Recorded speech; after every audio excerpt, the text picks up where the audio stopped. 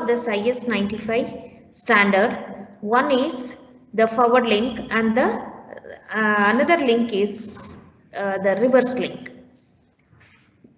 These forward links or the reverse links, these two links are used for the transmission of n number of users using the code division multiple access technique. So when you look at this forward link, the block diagram of this IS-95 based, this is used in 4G technology, and from 3G technology onwards, now whatever 5G we are seeing, in that also this IS-95 standard with little variations or with little advancements compared to your 3G 4G networks, in this standard in terms of number of users have been added and modified, but the basic block diagram remains same. When you look at this forward link, this is a block diagram in the forward link. A speech encoder here, when you look at this particular block diagram, in the block diagram we can see there is an speech signal which will be giving initially to an CELP encoder. So this CELP encoder is code excited linear predictor encoder, which generates a data of variable rates which may be 9600 or 4800 or 2400 or 1200 bits per second are the various data rates from this code excited linear predictor will get generated, and with an interval of 20 milliseconds frame intervals between one code to another code, there will be one data rate to another data rate, there will be 20 milliseconds interval between the frames. So that encoded speech signal is passed through 1/2 rate constraints length, which is having equal to 9 convolution encoder, which is passed through and block. The output of this convolution encoder with repetition is passed through and block interleaver. So thus the bit rate of when you look at this convolution encoder, the rate it is going to be halved, and it is when it is given to an block interleaver. So the block interleaver which works at 19.2 kilobits per second, and this is multiplied with a long sequence which is generated by a long code generator, which will have 42 flip-flops, and that any sequence length will be 2 to the power of 42 minus 1. That will be when the chip rate it is calculated, it is almost equal to 1.2288 megabits per second. That will be given to an decimator, and the decimator output will be equal to this decimator, it is going to decimate by a factor of 64. So 1.2288 megabits per second, when it is decimated, you will be getting as near to 19.2 kilobits per second, and that will be multiplied with the block interleaver output, and that will be the forward the long code. This long code, whatever it is getting multiplied, identifies which is the mobile station in forward and reverse links which are uniquely matched. Each channel user is Now after multiplying the speech signal with the block interleaver code with the long sequence generator, the output is given to an Walsh sequence, and this are Hadamard sequence. These are the two different sequences we'll be using in communication. Walsh or Hadamard transformations. So So such a sequence where after added with the PNC long sequence generator multiplied with the speech signal, which will add the voice sequence, and this voice sequence, it is of 64 bits and 64 kilo different sequence. Once a sequence has been used, okay, this particular valve sequence after adding, that will be transmitted with parallelly to two different blocks. One is the in-phase component and the other one is the quadrature component. In the in-phase component, again a PN sequence will get added to the user signal, and thereby afterwards it will be applied to an shaping pulse, and after applying to the shaping filter, it will be added with the pilot frequency. So this pilot frequency or pilot signal, which is used to estimate the channel characteristics like signal strength, carrier phase, and these carrier phase are the signal strength which has been added coherently at the transmitter, which will help for the coherent detection. So one sequence is used for time synchronization, and some sequences are for paging. Sometimes paging because multiple inputs will be adding along with the pilot frequencies. So pilot frequency, which is going to estimate the channel characteristics, and as well as what is the signal strength and what is the phase angle. Apart from this, the paging also, which will be helping in which page, how many number of users which will be getting transmitted, those details to track this pilot frequency which will be added, and that is getting summed up with the quadrature component. In the quadrature component also, it will be phase shifted only, except that the other things are same, and in phase component and phase quadrature component to shift.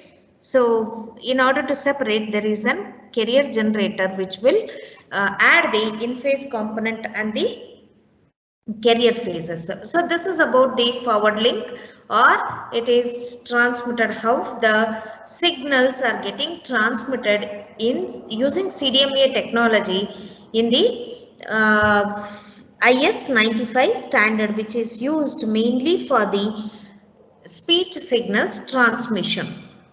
Okay, so now when the receiver block is considered, in the receiver block or the downward link, it is same, but the receiver will have all the sequences which are getting reversed. That's all the difference between your transmitter and the receiver. Receiver block, anyhow, I'll be showing you one 20 minutes video. In that you will be seeing how exactly it is. But before I go for that video, let me brief out this digital module 5 spread spectrum communication, various questions, how they will be asked in the question paper. So if you look at here, explain the model of spread spectrum digital communication system. It is asked for 6 marks in July 2018. So whenever this is asked, a spread spectrum digital communication system, you need to show the transmitter block and the receiver block. In the transmitter block, after the channel encoding, you are adding the pseudo random sequence and to the transmit encoded signal and will get transmitted, whereas at the receiver, demodulator, again for the demodulator, pseudo random sequence in synchronization with the transmitter you need to add, and you have to decode at the receiving end. This block diagram you have to explain in detail. It is almost for 6 marks. When the next question it is taken, direct sequence spread spectrum system on the DSSS. So what are the various questions they have asked in various question papers? Explain the generation and demodulation of DSS signals with necessary equations and block diagrams for 7 marks. Explain the working of direct sequence spread spectrum transmitter receiver with neat block diagrams, waveforms, and expression that is for 8 marks in December Jan question paper. Explain the generation and demodulation of DSS signal, 6 marks, June July 2019. Explain the generation of DSS with relevant waveforms and spectrum, 7 marks in December 19 and Jan 2020 question paper. Almost it is 6 to 7 marks or 7 to 8 marks. It is common or in an average 7 marks question. It is repeatedly asked on direct sequence spread spectrum, transmitter and the receiver. So for this particular question, you need to give the answer direct sequence spread spectrum, transmitter as well as the receiver. During your explanation, transmitter, data sequence, B of t you are taking, C of t as an code, PN code, you will be adding and you will be multiplying with an binary PSK modulator. So once this has been done, you will get the modulated output or the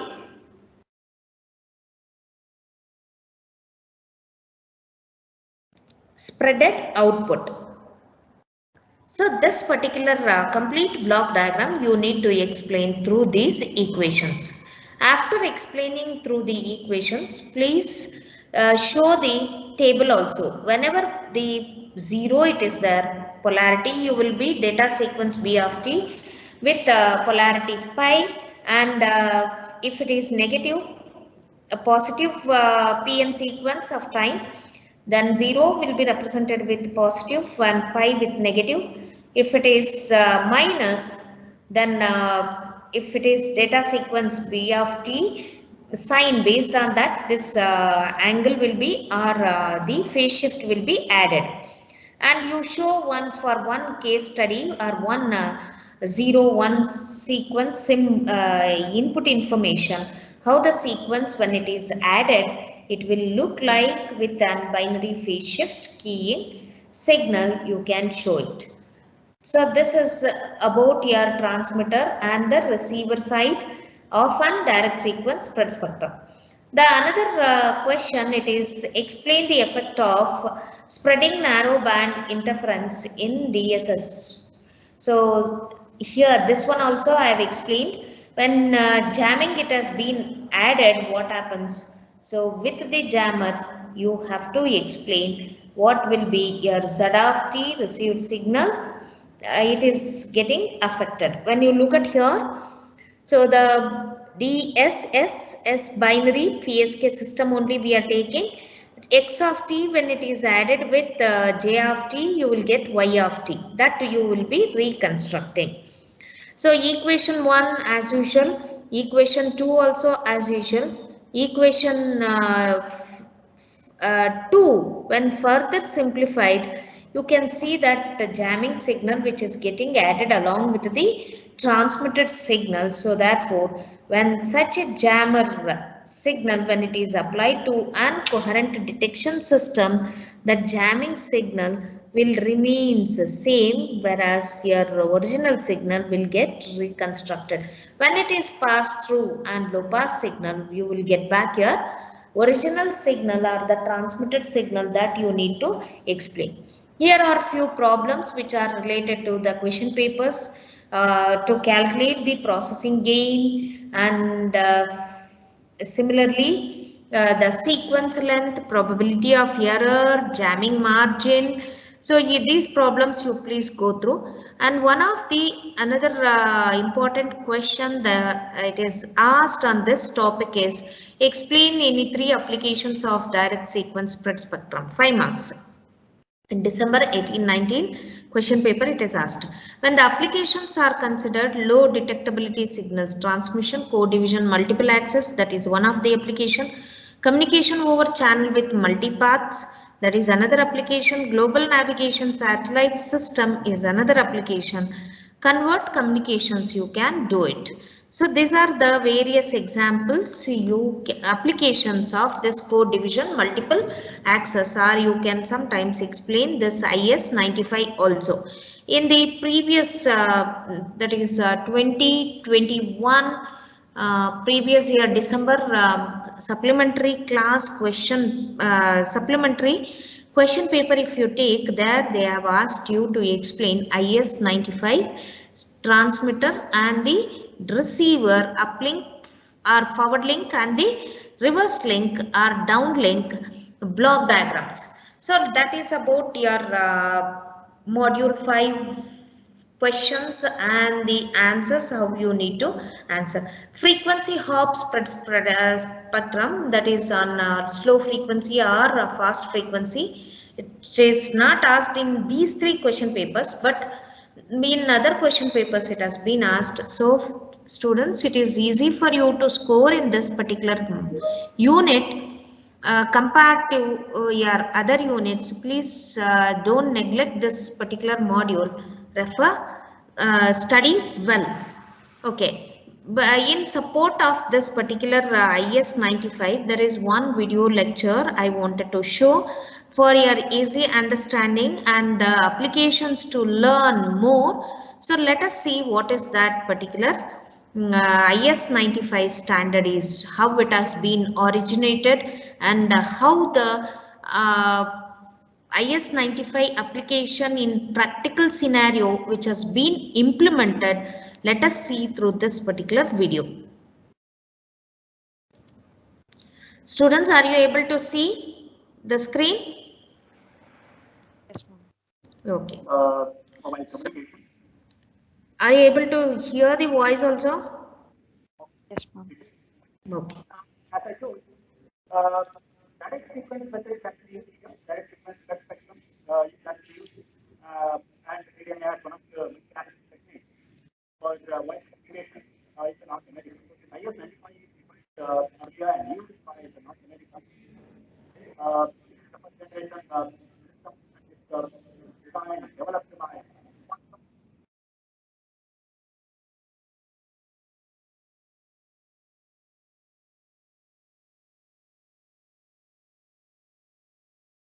See, Qualcomm is a main company who supports for the communication 5G technology, 4G technology, 3G technology, communication main industry. So those who want to try in this Qualcomm, you can try, but the package is very good.